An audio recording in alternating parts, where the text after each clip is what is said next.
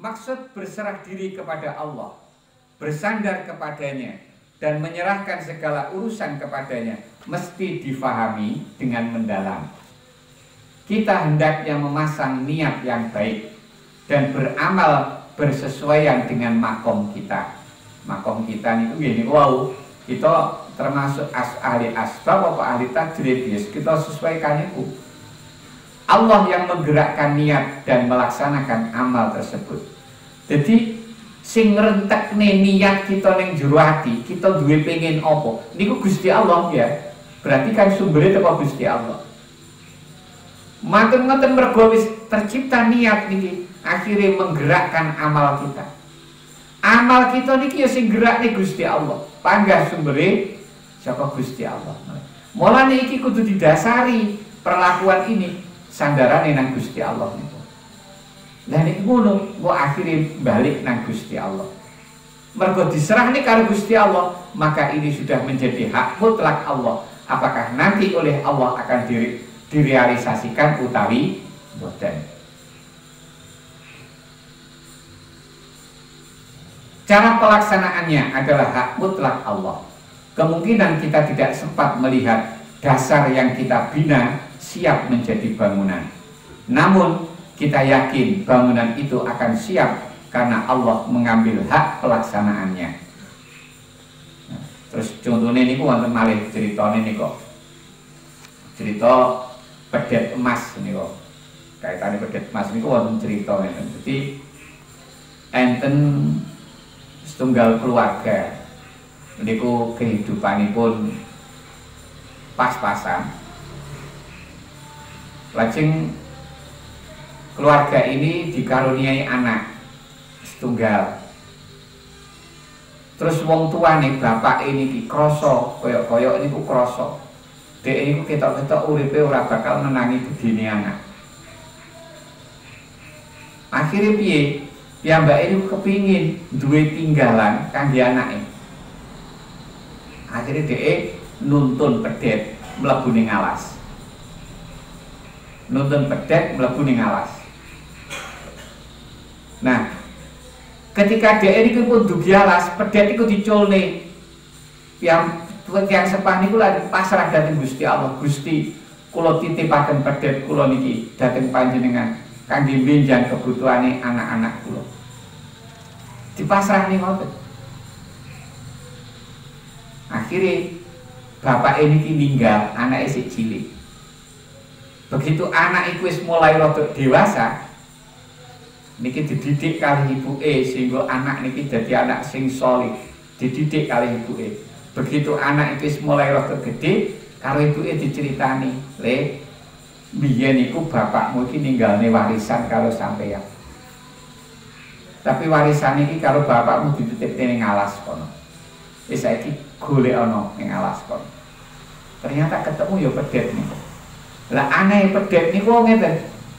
Jadi pedet niku ketika wis dilepas ning alas niki nek anggere konangan wong mlayu, kok enek wong mlayu ki ya, Mbak. Jadi gak enek sing iso nyekel ae. Anggere konangan wong ngoten niku. Tapi begitu anake niki sing goleki, ketemu gak mlayu. Akhirnya dituntun mulai. Dan niku masih banyak cerita lengkapnya tentang niku. Tapi niki gambarannya mau ngoten, dituntun mulai. Nah pada saat niku terjadi cerita ayat niku sing kaum Nabi Musa niku enten terjadi pembunuhan yang tidak tahu siapa pembunuhnya.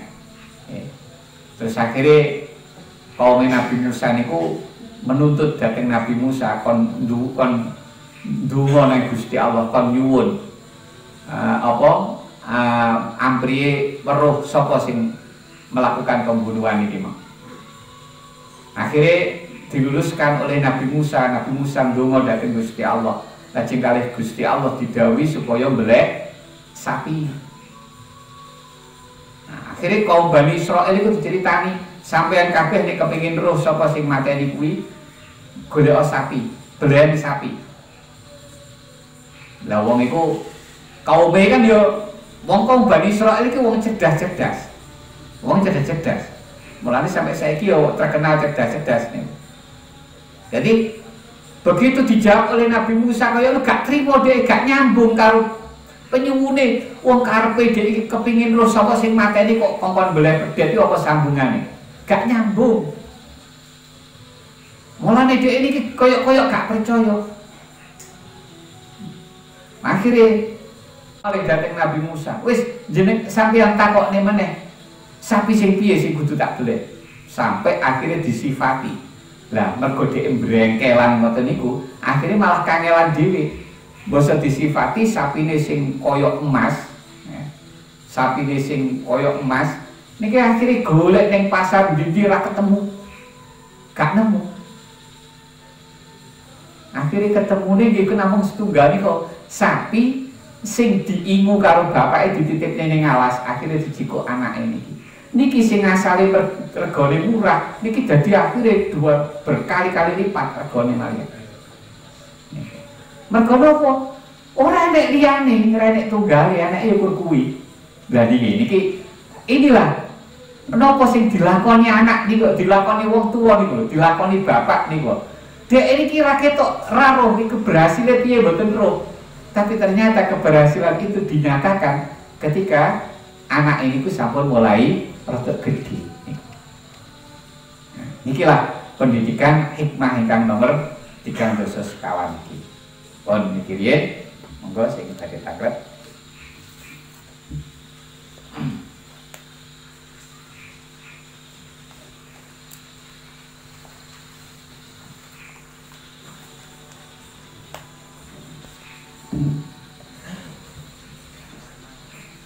Wonten Gus, tidak akan sia-sia suatu maksud utawi tujuan apabila disandarkan kepada Allah Subhanahu wa Ta'ala, dan tidak mudah tercapai maksud utawi tujuan jika disandarkan kepada pribadinya sendiri. Yang kita tanyakan ngeten Gus, menawi kula mboten nyandarne dateng awake dhewe, dateng Allah, tapi kula sandar teng ati kula piyambak, pribadi kula piyambak. Nah, ternyata niku ya juga tercapai apa maksud dan tujuan. Apakah maksud dan tujuan yang tidak disandarkan itu masih menjadi ijab, Gus? Maksud kula mboten sandarne tapi ternyata berhasil. Pripun maksudnya? Maksudnya keberhasilan, tapi mboten kita sandarne nanggene pangeran, kita sandarne keberhasilan kula piyambak. Nah niku napa majana istilahipun berhasil, napa termasuk tasik menjadi ijab. Ijab Gus maksudnya aling-aling lah. Kayaknya hubungannya sakjane niki kali masalah hijab utawa mboten ning wong iki. Sebab konteks kita niki mboten bahas masalah niku. Tetapi nek kita membicarakan masalah hijab, niku kabeh panggah hijab. Panggah hijab. Alam niki kan termasuk hijab niki ya. Termasuk hijab. Artinya hijab nek sejatine hakikate kan gak ono hijab rasane nggih. Tetapi inilah yang seringkali menjadikan hati kita keruh. Hati kita budek niku. Lah niki makanya dianggap sebagai hijab niku. Malih ngoten niku. Jadi kabeh itu termasuk usaha itu barang itu nggih hijab malih. Niku nek kita bicara masalah hijab. Tapi niku wau mboten enten kaitanipun kalian hikmah galu niku wau. Ampun. Enten malih.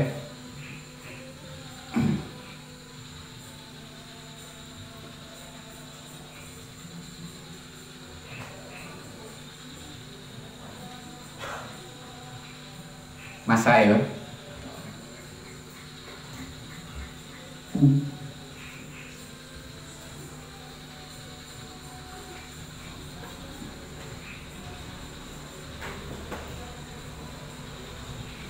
halaman 25 niku nggih pancene.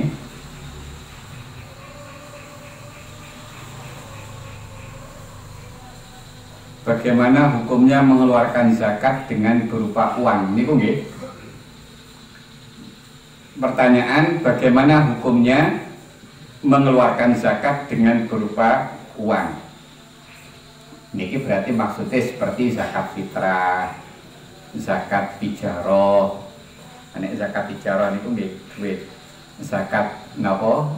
Pertanian. Zakat pertanian kan mestine nek tanine pari, mestine kan yo ngetokne pari utawa ngetokne beras kan mestine ngoten. Lagi nek dirupakne duit pripun? Niki jawaban. Menurut selain mazhab Imam Abu Hanifah tidak diperbolehkan. Dan diperbolehkan menurut mazhab Hanafi, baik zakat mal atau zakat fitrah. Zakat mal atau zakat fitrah. Jadi nek teng mazhab Syafi'i niku asline nek mestine wayahe ngetokne beras niku kok dirupakne duit niku mboten kena mestine. Zakat fitrah sing mestine ngetokne beras kok diganti duit niku nggih mboten oleh cara mazhab Syafi'i. Tapi dalam mazhab Hanafi ansal. Tapi di antara mazhab Syafi'i ini ada pendapat lain yang selaras kalian pendapatnya mazhab Hanafi. Niki. Sedangkan pendapat sebagian ulama Syafi'iyah yang memperbolehkan zakat selain zakat tijarah dan emas dengan berupa uang atau kimah adalah pendapat yang syadz dan batil. Artinya nek berkaitan kalau zakat fitrah. Zakat fitrah niki nek dalam mazhab Syafi'i memang ada sebagian ulama niku berpendapat boleh zakat fitrah niki beras niki diganti nganggo duit. Tapi pendapat ulama niki dianggap sebagai pendapat sing syadz. Berarti ra kena digawe pendapat ini. Mboten saged didamu. Makanya nek kita kepingin berzakat fitrah dengan menggunakan uang, maka kita harus mengikut pada pendapat mazhab Hanafi. Tetapi untuk selain zakat fitrah, koyok zakat pertanian dan lain zakat emas, tijarah dan lain sebagainya, niki oleh gawe duit niki. Nek menurut sebagian mazhab Syafi'i dan pendapat sebagian mazhab Syafi'i ini masih kuat, masih bisa dipakai. Tapi di selain zakat fitrah ini. Keterangan wonten kitab Al-Majmu' Syarah Muhadzab. Qala al-musannifu wala tajuzu akhdhul qimati fi syai'in minaz zakat li'anna al-haqqa lillahi ta'ala wa qad 'allaqahu 'ala ma nassa 'alaihi fala yajuzu naqlu dzalika ila ghairihi kal udhiyati lamma 'allaqaha 'alal an'am lam yajuz naqluha ila ghairiha. Wonten keterangan iki dipun dawuhaken boten pareng mengambil kimah. Mengambil kimah niku berarti nilai tukar atas suatu yang diwajibkan dari zakat. Kenapa dalam mazhab Syafi'i berpendapat sing koyok ngoten? Sebab zakat niki merupakan hakullah. Mergo niki hakullah, maka harus kita berlakukan sebagaimana yang sudah dinas oleh Allah. Mulane niki perbedaannya mazhab Syafi'i kalian mazhab Hanafi dalam menilai zakat, menilai ibadah yang berupa zakat. Niki nek dalam mazhab Syafi'i niki ada dua nilai yang terkandung dalam ibadah zakat ini. Pertama adalah nilai ta'abbud, nilai ibadah dhateng Gusti Allah, yang kedua adalah nilai sosial. Nilai sosial. Karena zakat ini akan membantu orang lain yang membutuhkan. Ada nilai sosialnya. Tetapi dalam mazhab Syafi'i ini lebih dominan dari sisi ibadahnya. Mulane mergo niki dari sisi ibadah, dalam hadis, dalam Al-Qur'an itu bentuk-bentuk apa saja harta yang harus dikeluarkan zakatnya, dan zakatnya harus apa, berupa apa, berapa jumlahnya. Niku sampun enten ketentuan. Karena itu sudah ada kados ngoten niku, maka sebagaimana yang sudah ditetapkan oleh Allah, itu kita tidak boleh pindah. Tidak boleh beralih beranjak pada yang lain. Karena niku pandangannya dominasi ini dari sisi ibadah, mboten melihat pada sisi sosial. Makanya ojo nek pun ngeten mangke kita wis ora heran nek. Misalnya kejadian di kalangan petani. Di kalangan petani sing siji niku nandur pari. Nandur pari wis parine kuru pisan. Akhirnya panennya ya ora begitu apik, ndak memuaskan. Tapi bosok panen ternyata mencapai nisab, akhirnya DE wajib zakat.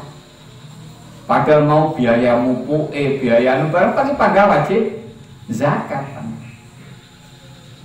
Sementara petani yang lain, itu nandur lombok, ora sepiro akeh. Tapi begitu panen, alhamdulillah pas regane melambung, regane larang, sehingga hasil panen lombok itu mau ngalah nih hasil panen pari itu. Lah sing hasil lombok panennya wakeh niku hasilnya kathah iki ra wajib zakat. Ini kan ada kecemburuan loh nek dari kita tinjau dari sisi sosial. Mulane mazhab Syafi'i panggah walaupun itu hasilnya lebih baik lombok ya panggah ora zakat. Kenapa? Sebab gak ono nase lombok niku kon ngetokne zakate wae. Tapi nek berpari enek ngoten masalahe. Ngoten. Mulane pari senajan regane kalah karo lombok panggah wajib zakat. Ngoten. Dan masih banyak hal lain lagi. Contohnya kayak wau masalah zakat fitrah. Zakat fitrah niku. Zakat fitrah niku misale kados wong-wong sing hidup di perkotaan, teng kota-kota. Dhek ning kota iku wis apa uripe berdagang, nyambut gawene dagang utawa nyambut gawene teng kantor-kantor. Sehingga akhirnya arep masak mau ora sempat. Lah iki nek pas zakat fitrah dikai beras ya panggah ra kemasak. Ora kemasak, ora kober masak punan. Tapi nek dikai duit marem. Lha berarti nek ngoten, nguwahi beras nang ngene wong-wong kaya sing ngeten iki karo nguwahi duit iki lebih bermanfaat mengeluarkan uang niki wae kan. Mestine ngoten. Tapi lagi-lagi dalam masalah zakat fitrah niki nek mengikut mazhab Syafi'i panggah ora oleh ngetokne duit. Panggah kudu ngetokne beras. Senajan iku sing luwih manfaat ngetokne duit, ngetokne beras. Ngetokne duit sing lebih manfaat. Niku tetep sing ditokne didalaken zakate panggah kudu beras. Mergo niki wau nase ngono kuwi. Jadi nilai sisi ibadah ini sing panggah digandoli karo Imam Syafi'i. Sisi sosialnya kalah malian. Tapi dalam mazhab Hanafi beda. Mazhab Hanafi lebih dominan menilai dari sisi sosialnya. Mulane mergo lebih dominan nilai sosial, mulane cara mazhab Hanafi wis gak apa-apa sebab iku luwih manfaat. Malih ngoten.